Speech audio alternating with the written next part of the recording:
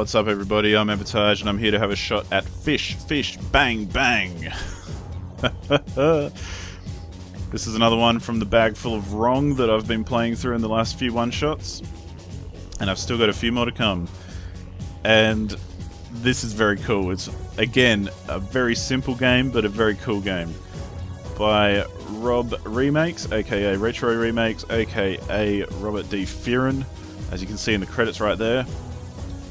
And yeah, this game is basically one button. It's a one-button game, which is cool.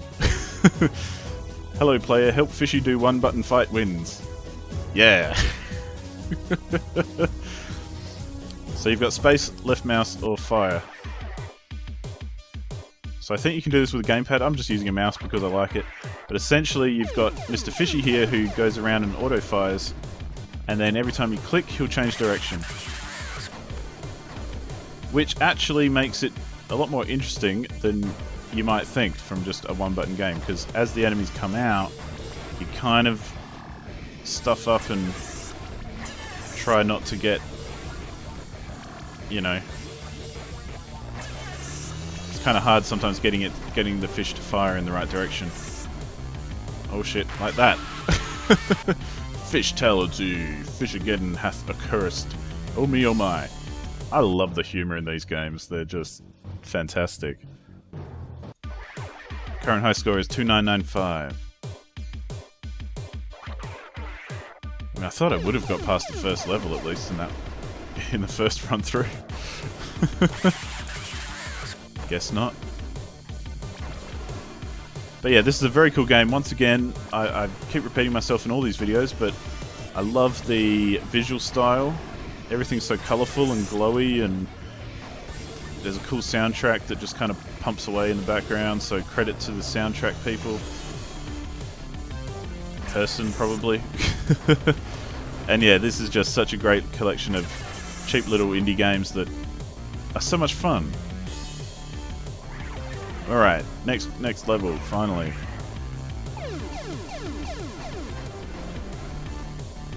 Yeah, these games, I think the real beauty of these games are that you can get into them really easily. Like, this is literally you push one button. I mean, what more do you want, and how much more do you need to get into it easily?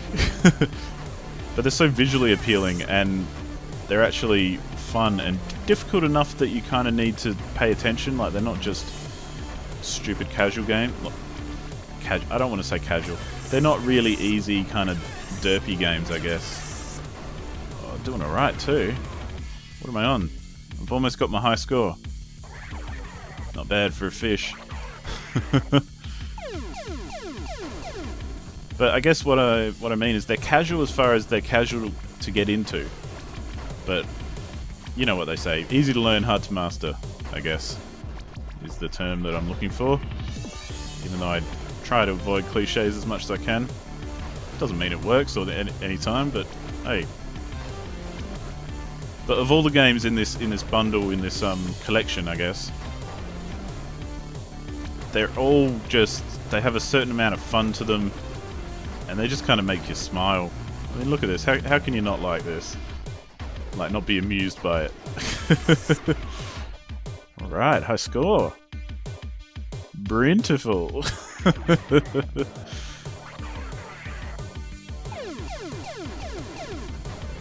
There's just so much colour and so much brightness, and it's just so much fun. And there's a good sense of humour running through them all as well. And the cool thing right now is that I'm not doing too bad. I think I might shut up for a second so you can hear the soundtrack. Because that's always worth doing, I think. And I'm going to try and keep this high score going.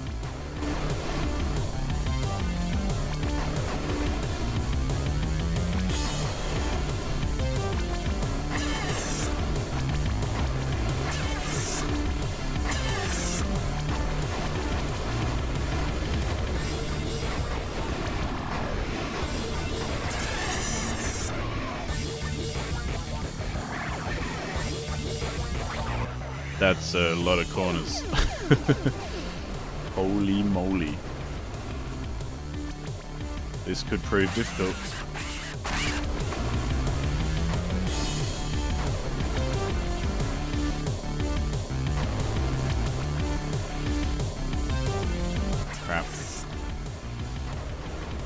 my goodness. Oh, that was close. Those red guys move a lot faster. Oh shit.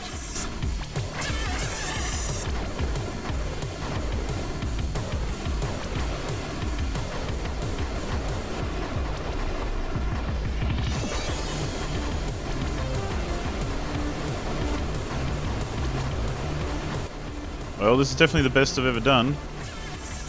And at the moment I'm getting lucky because I'm not actually doing a whole lot.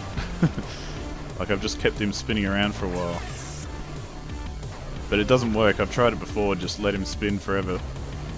And it'll work to a certain extent, but you will die. Eventually. Razor sharp. Oh, look at that score. 37,000.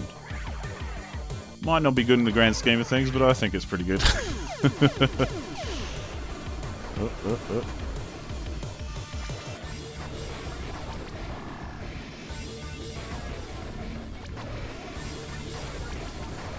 I'm actually quite surprised at how well this is going. Yeah, as I've said in previous videos as well, I highly recommend checking out the links to the dev's website and the dev's blog and having a read, because there's a lot of good stuff on indie development and the ins and outs and that sort of thing, and some of the ups and downs, and it's really interesting. As someone who's not an indie developer, I found it really well, fascinating to read, because it was, yeah, I mean, the guy's very honest and upfront and just kind of has a good sense of humor about him, so usually it's a fairly good read. Oh, I can't believe I'm still going. Oh shit, oh shit. Oh, that was close. I do wonder if I can just let it roam like this forever. That would be a bit of a shame if I did. Oh, this is a bit different. Yeah, I'm not going to click anything, and I'm just going to see what happens. See if I can get through the entire level by just letting the game play itself. Because that would be fairly hilarious and not so cool, actually, now that I think about it. I have tried it before in the past, but I haven't been able to do it, but at the moment it seems like it's actually taking care of business fairly well, without any input from me. Got a bit close that time. Who would have thought we'd be sitting here looking at this? Let's leave that going on its own. I mean, I don't know if it would affect your score or not, but I think there's a bit of a... You get better score if you just keep hitting them instead of missing them and stuff. Perhaps, I could be wrong. To be honest, I'm not that sure. But I really like the art style, and the art style is very typical of the dev as well. Because most of the games in the Bagfull of Awful are essentially really colourful and really have a lot of feedback on the screen, and there's a lot going on. As you would have seen if you've seen my other one-shots on this series. Wow, that whole level I didn't do anything. I just sat here and watched it. That's a bit of a shame. Hey, this will be interesting because there's more. See if it'll get there. Ah, got them all. Ooh, what's that all about? Okay, this could be interesting because they come a lot faster. Still haven't had an issue though. Not sure what was going on there.